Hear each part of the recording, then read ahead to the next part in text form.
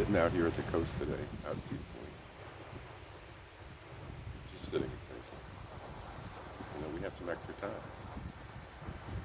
Why do we have extra time? Because yesterday afternoon,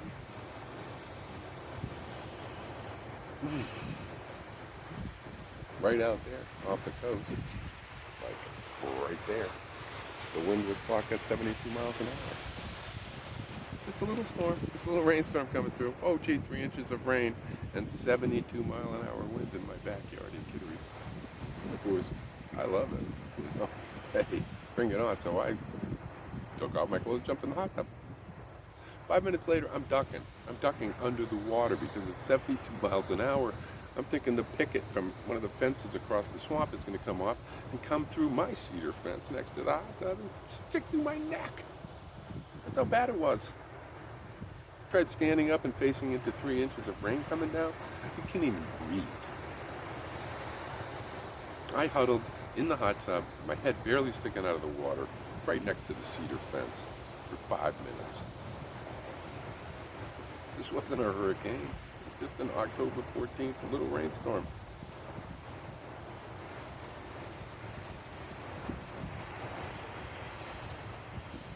I don't know. Up in Sandwich on my property, I owned it for 15 years. The first year I was there, the guys that came and logged the property got buried in a 5-inch rainstorm. Everybody in the neighborhood said, it's a 100-year storm. You know how many times that's happened since 2003? Here's the problem, though. We can't even have a truthful conversation. We can't have a truthful conversation about it. I mentioned climate change to an apparently normal woman here in the parking lot the other day at Sea Point Beach. And she said to me, oh dear, you believe that?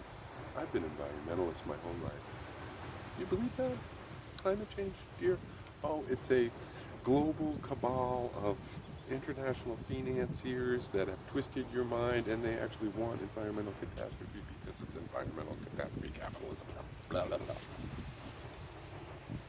People's minds are so twisted by gaslighting, by incentive, by money, by the desire for things to be okay, by the search for leaders who will actually tell them any true thing, and that we no longer know. I still get my information from the same guy who sat in a desk in Congress in 1982 or wherever the fuck it was, that, hey, CO2's a problem. That guy's James Hansen. He's a NASA scientist. And you've been so gaslit about him, you think the guy maybe is a wacko. He's not. He's still saying the same thing as he always was, just like I am. Truth matters. Character matters. There is a thing called truth. I'm a programmer, let me tell you. There's true or false. True, false. Every single day, truth happens. You either make it so or you don't. If we can't have a truthful conversation about climate change because there's too much money in the world, no amount of humor I can throw at you is going to make things okay. All right? So, let's get factual. Godog says this. Godog says there's an intersection between character and truth. There's also an intersection between truth and money. So look it up. Look at a little website I built in 2017. It's called daveslaw.us. It explains it pretty much. I think fairly simply in one graph.